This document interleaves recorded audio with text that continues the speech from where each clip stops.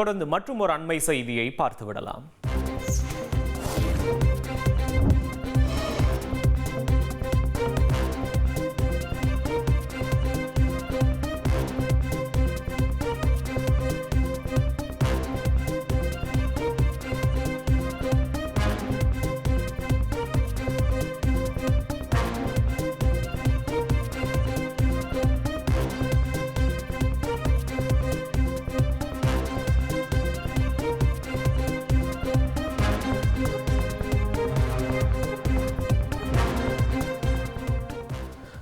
மதுபோதையில் காரை ஓட்டி விபத்தை ஏற்படுத்தியதில் பெண் ஒருவர் பரிதாபமாக உயிரிழந்திருக்கிறார். கூடுதல் விவரங்களை செய்தியாளர் ராஜேந்திர பிரசாத் வழங்க கேட்கலாம். ராஜேந்திர பிரசாத், வணக்கம். இந்த விபத்து குறித்த விவரங்களை பதிவு பண்ணலாம்.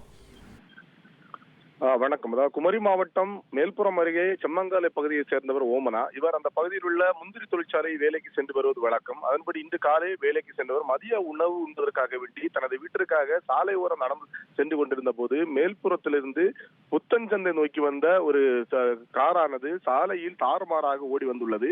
இதனை கண்ட ஓமனா சாலையோரம் ஒதுங்கி நின்றிருந்த வேளையில் அந்த ஓட்டுநரை கட்டுப்பாட்டை இழந்தபடி வந்த கார் இந்த ஓமனாவை இடித்து தள்ளிவிட்டு நேராக சாலையோரம் நின்றிருந்த ஒரு மின்கம்பத்தில் மோதி நின்றுள்ளது.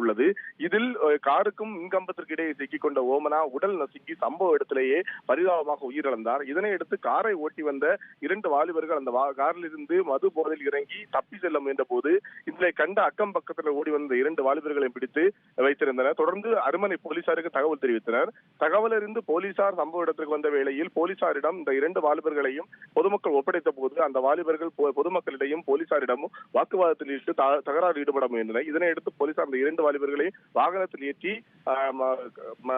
காவல் நிலையத்துக்கு கொண்டு சென்றனர். தொடர்ந்து விபத்தில் சிக்கியிருந்த ஓமனாவின் உடலை மீட்டு குளுத்துறை அரசு மருத்துவமனைக்கு பிரேத பரிசோதனைக்காக அனுப்பி வைத்தனர். தொடர்ந்து இந்த வாலிபர்கள் நடத்திய விசாரணையில் அந்த 2 வாலிபர்களும் மாலைக்கோடு பகுதியை சேர்ந்த அபின்ராஜ் மற்றும் தேங்காய்பட்டணத்தை சேர்ந்த விக்னேஷ் என தெரிய வந்துள்ளது. முதற்கட்ட விசாரணையில் இவர்கள் மது அருந்தி இருப்பதும் இதனால் தான் இந்த விபத்து ஏற்பட்டது என்பதும் போலீசார் தரப்பில் தெரிவிக்கப்பட்டுள்ளது. தொடர்ச்சியாக இவர்களிடம் போலீசார் விசாரணை நடத்தி வருகின்றனர். இந்த சம்பவம் அந்த பகுதியில் பெரும் பரபரப்பையும் சோகத்தையும் ஏற்படுத்தியுள்ளது. விவரங்களுக்கு நன்றி ராஜேந்திர பிரசாத்.